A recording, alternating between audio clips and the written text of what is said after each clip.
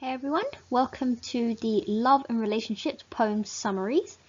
If you haven't already, have a look at the Love and Relationship theme summaries and the Poetic forms and structure video. I'll put both of the links in the description box below, but let's get started.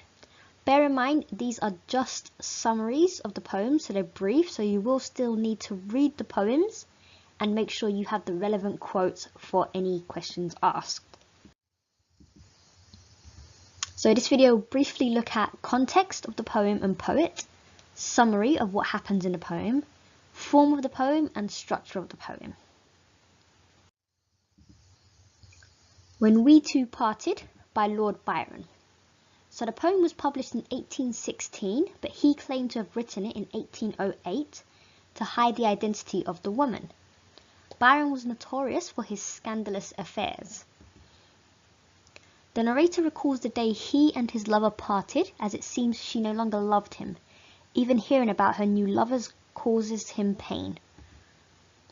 So the form is 4 8-line stanzas and has a strong A-B-A-B rhyme scheme and regular rhythm. For the structure, the poem moved through time, so it constantly shifts between past, present and future. It's non-linear. Love's Philosophy by Percy Shelley. So the poem was written in 1820. He was a romantic poet, husband of Mary Shelley, she wrote Frankenstein, and a close friend of Lord Byron. The narrator is trying to persuade a woman to be with him romantically, uses nature to show that everything is connected in an intimate way. So it's 2 stanzas with 8 lines each and a regular A-B-A-B rhyme scheme, but 2 lines in each stanza don't fully rhyme. It's tightly structured to be persuasive, uses each stanza to build evidence for his argument. Both stanzas end with a short question. Porphyria's Lover by Robert Browning. Poem was published in 1836. Porphyria is a disease that can result in madness. A man sits in a cold cottage. His lover, Porphyria, arrives and makes everything warm and comfortable. He wants to preserve their moment of love, so strangles her with her own hair and sits with her dead body. Dramatic monologue with an asymmetric rhyme scheme, so A-B-A-B-B, and has a regular rhythm throughout. First half of the poem, Porphyria is active and dominant, while the narrator is passive, but that is reversed after he kills her. Sonnet 29, I Think of Thee by Elizabeth Barrett Browning. So wrote the poem between 1845 and 46 as part of a series of sonnets about her future husband, Robert Browning. So the narrator tells her lover how much she thinks about him when they're not together. The form is in a sonnet, which is traditionally used for love poetry. This sonnet is loosely written in the Petrarchan form, with 8 lines, an octave, followed by 6 lines, a sestet. In this poem, the solution arrives early in the middle of line 7 to show the impatience to see her lover. Normally the solution is in line 9. So the structure is a transition from problem to solution, reflects the difference between the narrator thinking about her lover and being with him.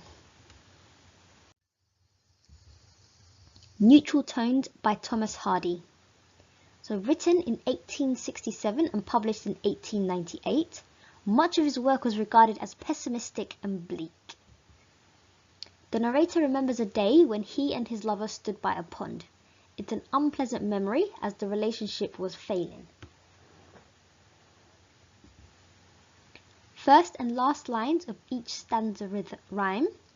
Indented final line of each stanza slows the pace and creates a pause. First 3 stanzas center around a specific memory, and the final stanza reflects on love in general. The Farmer's Bride by Charlotte Mew. So this poem was published in 1912. The poet was thought to have been homosexual, which might explain the tone of longing and frustration in the poem. A farmer has been married for 3 years, but his bride is frightened of him and other men. tells how the relationship went wrong and he seems to be struggling with not taking his wife by force. The form is a dramatic monologue, mostly in iambic tetrameter, with a rhyme scheme that varies, written entirely from the farmer's point of view. First 2 stanzas tell the failure of the marriage, then goes on to discuss how his wife is now and what he feels towards her. Walking Away by C. Day Lewis. So it was published in 1962 and was dedicated to his first son, Sean. Lewis was Poet Laureate from 1968 until his death in 1972. So a father remembers his son playing his first game of football on his first day of school and is feeling uncertain about watching his son walk away from him. The memory from 18 years ago still haunts the father, but he realizes this is a natural process. The form is a first-person narrative with a regular A-B-A-C-A rhyme scheme, with enjambment and caesura to contribute to the rhythm of the poem. First 2 stanzas focus on the narrator's memory. Final 2 stanzas reflect on how the memory still pains him, and the final 2 lines form a sort of conclusion. Letters from Yorkshire by Maura Dooley. So published in 2002, the poet used to live in Yorkshire for a few years before moving to London. The summary, so it's a man working in his garden sees his first lapwings, which is a type of bird of the season, and writes to the narrator about it. The narrator reflects on their different lives. The man lives in Yorkshire and spends his days outside, while the narrator is in a city and spends her time inside writing. The form is in free verse with 3-line stanzas to flow like natural speech or a letter. So the first 3 stanzas, the narrator shows how she and the man live different lives, and the final 2 stanzas show that they have a deep connection despite this. Eden Rock by Charles Causley. So published in 1988, Causley lost his father when he was 7 and may be talking about his own parents. So the narrator imagines both his parents as young again, and they're on the bank of a stream having a picnic. Narrator is on the opposite bank and they encourage him to cross and join them. It's 5 stanzas long, mostly 4 lines each, and nearly every line has 10 syllables. Final line is separate. So for the structure, the first 3 stanzas, the narrator is affectionate in his description of his parents. 4th and 5th stanzas, his parents turn their attention to him. Follower by Seamus Heaney was published in 1966 in a collection about childhood identity in rural life. Narrator describes his father's expert ploughing and how he admired his father's skill. The boy followed his father around the farm, and his father would occasionally carry him on his back. Now the relationship has reversed and the father follows the son. It's 6 stanzas long with 4 lines each and is written in mostly iambic tetrameter. It has a regular A-B-A-B rhyme scheme, but some are only half rhymes. First 3 stanzas focus on the father, next 2 on the boy's struggle with his identity, and the last on the role reversal. Mother Any Distance by Simon Armitage.